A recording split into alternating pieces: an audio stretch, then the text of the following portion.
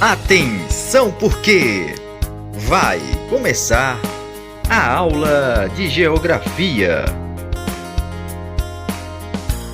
Olá pessoal, hoje é aula de Geografia, eu sou o professor Lucas e hoje daremos início à nossa aula 17.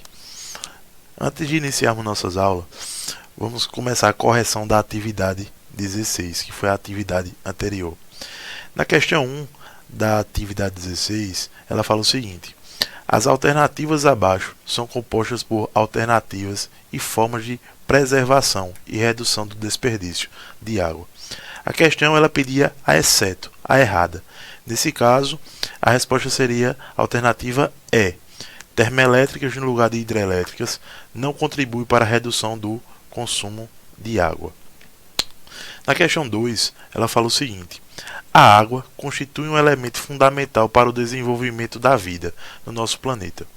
Com relação a esse elemento, assinale a alternativa correta. Nesse caso, a alternativa seria A. As poluições domésticas, esgotos, industrial, os resíduos tóxicos. Na questão 3, ela fala o seguinte: com base nas informações dos gráficos e em seus conhecimentos sobre a distribuição e utilização da água no mundo, assinale o que for correto. Nesse caso, a alternativa seria D. No Oriente Médio, por exemplo, houve diversos conflitos. A questão 4, ela fala o seguinte: considerando a riqueza dos recursos hídricos brasileiros, uma grave crise de água em nosso país poderia ser motivada por... A resposta seria a alternativa E. Uma crise de água em território brasileiro pode ser desencadeada pela intensa degradação dos mananciais. E na questão 5, ela fala o seguinte: uma alternativa adequada é viável para prevenir a escassez, considerando-se a disponibilidade global. Seria a alternativa A. Numa perspectiva global, a reutilização da água seria a alternativa mais adequada para prevenir a escassez desse recurso. O conteúdo da aula de hoje é recursos hídricos, sistemas de irrigação, tratamento e redes de distribuição. Recursos hídricos. O recurso hídrico é um nome dado ao recurso natural da água, dentre os recursos naturais disponíveis ao homem. A água é o mais importante, uma vez que é insubstituível à vida na Terra. Por muito tempo, acreditou-se que este era um recurso inesgotável, pelo fato de que aproximadamente 75% da superfície terrestre ser de água. Entretanto, não era levado nem em conta desse total a parcela própria para o consumo humano, que é bem menor. De todo o volume de água existente no planeta, 97,5% é água salgada, localizando-se em oceanos, mares, lagos e aquíferos salgados. Deste imenso volume, é relativamente pequeno o uso feito pelo humano, com destaque para a pesca e para o transporte marítimo. Dentro dos 2,5% de água doce, 68,9% compõem as geleiras, neves de altas montanhas, lagos e aquíferos congelados, e 29,9% está presente em aquíferos que são depósitos de água no interior das rochas sedimentares, a dezenas ou centenas de metros de profundidade. Então a parcela de água doce para o nosso consumo, ela é baixíssima em relação à quantidade de água que tem no nosso planeta. Com isso, apenas 1,2% compõe os rios, lagos e outros reservatórios. Esses são os recursos hídricos usados pela população. Mesmo esta pequena parcela é capaz de atender toda a necessidade humana e do meio natural, considerando uma correta utilização. De uma maneira geral, os recursos naturais são formados em ciclos naturais, e para definir um recurso como renovável, é preciso garantir que a velocidade de uso seja menor do que aquela necessária para a natureza tornar o recurso disponível novamente. Então, para termos o uso consciente de água, devemos racionar e utilizar ela com consciência, para que a natureza tenha tempo de ser renovada aquela quantidade de água disponível para o consumo humano. Irrigação. Irrigação ela é uma técnica que tem como objetivo suprir as necessidades hídricas de uma área plantada em decorrência à baixa disponibilidade hídrica ou à má distribuição das chuvas. Os principais tipos de irrigação utilizados atualmente são superficial, a localizada e a aspersão. Então, a irrigação ela é utilizada em uma área que ela tem uma pouca ocorrência de chuva ou uma baixa disponibilidade de água. Irrigação superficial. Nesse tipo, a água é conduzida para o ponto de infiltração, diretamente pela superfície do solo. Os sistemas de irrigação mais comuns para esse tipo de irrigação são as irrigações por inundação e as irrigações por sulcos. Esse tipo de irrigação é bastante utilizado no sul do Brasil e na produção de arroz. Quais as vantagens e as desvantagens? A vantagem é que o baixo custo de implantação, energia e manutenção favorece o aumento da fotossíntese nas folhas mais baixas devido ao reflexo da luz na água. O vento não limita a irrigação e promove a fixação do nitrogênio atmosférico em decorrência do favorecimento do crescimento das algas verdes azuis. Tem também as desvantagens. A água parada pode prejudicar as plantas, principalmente pela diminuição da respiração das raízes. É bastante dependente da declividade do solo. Tem erosões frequentes nos sulcos e ocorrem as perdas de água por percolação. Irrigação localizada.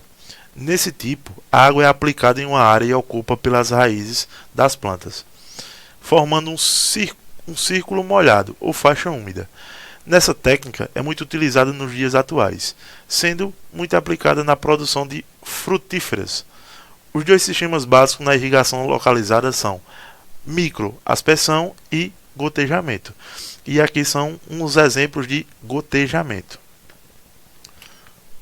Quais as vantagens? Baixo custo de mão de obra e de energia, elevada eficiência de aplicação como a água é aplicada diretamente na raiz, ocorrem poucas perdas por evaporação.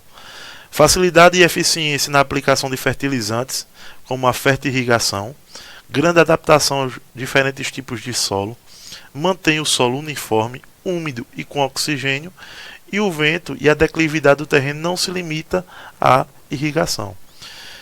Desvantagem: tem um alto custo no inicial, devido à grande quantidade de tubulações, bastante sensível ao entupimento dos orifícios da saída de água e à diminuição da profundidade das raízes, devido à constante disponibilidade de água. Isso pode diminuir a estabilidade da planta. Irrigação por aspersão. Esse tipo simula uma chuva artificial, onde o aspersor expele a água para o ar, que, por resistência aerodinâmica, se transforma em pequenas gotículas de água que caem sobre o solo e plantas. Seus principais sistemas são a convencional, pivô central, e a autopropelido. Quais as vantagens? Baixo custo de mão de obra, elevada eficiência da aplicação, facilidade e eficiência na aplicação dos fertilizantes, como a fertirrigação, melhor controle da lâmina de irrigação. E a desvantagem? Aumento do desenvolvimento de doenças devido à folhagem úmida, elevados custos iniciais de energia e de manutenção, limitada pelo vento e pela declividade do terreno, pode causar danos ao solo devido ao escoamento de água nas proximidades. Ciclo hidrológico e o uso da água. O ciclo hidrológico, ou o ciclo da água, é um processo natural que a água dos oceanos, continentes e atmosfera está submetida, no qual ocorrem mudanças de estado de transporte. Os principais responsáveis pelo processo são a gravidade e energia solar, que promove a evaporação da água dos oceanos e dos continentes. A atmosfera formam-se nuvens e naturalmente precipitações na forma de chuva, granizo, orvalho e neve. Nos continentes ocorre a predominância de precipitações, enquanto que nos oceanos a evaporação é mais significativa. Então, o ciclo da água é um ciclo constante, que a água evapora, ela condensa e precipita em toda a Terra. Nos continentes, a água precipitada pode seguir os diferentes caminhos. Ela pode infiltrar no solo, renovando os aquíferos e posteriormente voltando à superfície. Escoa sobre a superfície, alimentando os rios e os lagos. Evapora, tornando a atmosfera. Em adição a essa evaporação das águas dos solos dos rios e lagos, uma parte da água é absorvida pelas plantas. Estas, por sua vez, liberam a água para a atmosfera através da transpiração.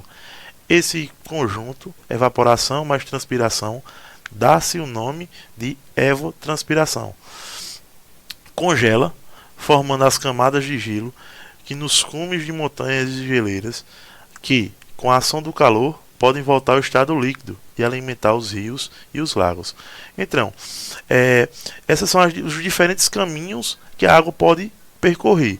Ela pode infiltrar no solo, ela pode escoar na superfície, ela pode evaporar e ela pode congelar em forma de neve nas montanhas. Isso aqui são as águas subterrâneas, os aquíferos, água na forma de vapor e nas montanhas em forma de gelo. O ciclo da água. O risco de escassez de água está associado a dois fatores. O primeiro, o uso intenso da água, ultrapassando a capacidade de reposição natural. Então, se você usa a água intensamente, corre um risco de escassez, porque não dá tempo à natureza ela renovar. Atividades humanas que interferem prejudicialmente no ciclo hidrológico. Algumas nossas atividades que praticamos no dia a dia ou em algumas indústrias faz com que haja escassez de água mais rapidamente. Muitas vezes, as campanhas de conscientização alertam sobre a economia da água em uso doméstico. Apesar das práticas como banhos rápidos e não lavar calçadas com mangueiras contribuírem para o cenário geral, o consumo doméstico da água corresponde a apenas 10% do consumo total, considerando a média global. Já as indústrias e a agricultura consomem cerca de 90% do total da água. Uso da água no Brasil. Vejam, 67,2% de toda a água utilizada no Brasil, nesse estudo, vem da irrigação. Depois vem o abastecimento animal, abastecimento rural, termoelétricas e as indústrias com 9,5%. Etapas do tratamento de água. A primeira etapa para o tratamento de água é a captação. A captação, a água sem tratamento e imprópria para o consumo humano, é retirada dos mananciais, reservatórios hídricos e utilizada para o abastecimento de água. Nessa etapa, a água passa por um gradeamento, um sistema de grades, que impede a entrada de elementos sólidos contidos na água, como folhas, galhos e troncos, por exemplo. Na ETA, daí a água segue para a desarenação, onde ocorre a remoção de areia por sedimentação, melhorando o processo de pré-tratamento da água e, por fim, ela é bombeada para a estação de tratamento. Na segunda etapa tem a adução, que é o transporte de água do manancial ao tratamento da água, tratada no sistema de distribuição, normalmente por meio de bombas, que levam a água captada até a estação de tratamento de água. Na terceira etapa tem a coagulação.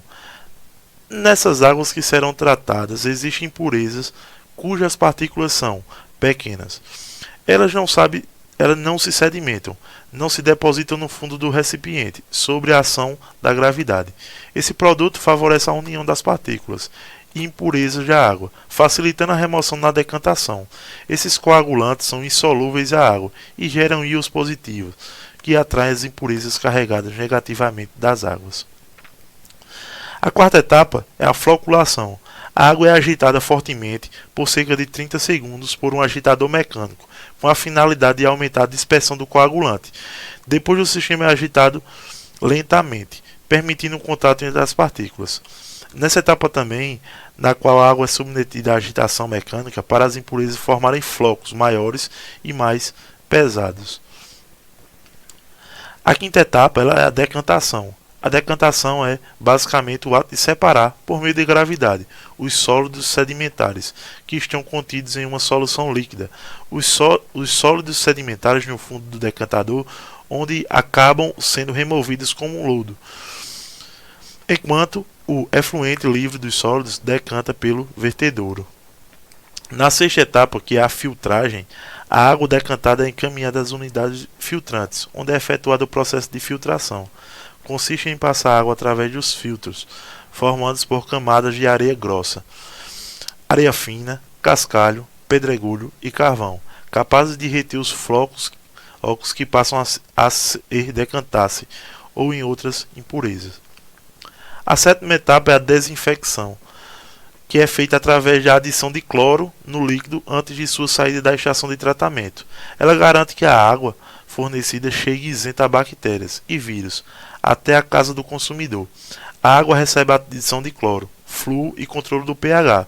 E por último, a reservação, que a água é armazenada em reservatórios com duas finalidades: manter a regularidade do abastecimento e atender às demandas excessivas, como o que ocorre no período de calor intenso, ou quando, durante o dia, usa-se muita água ao mesmo tempo.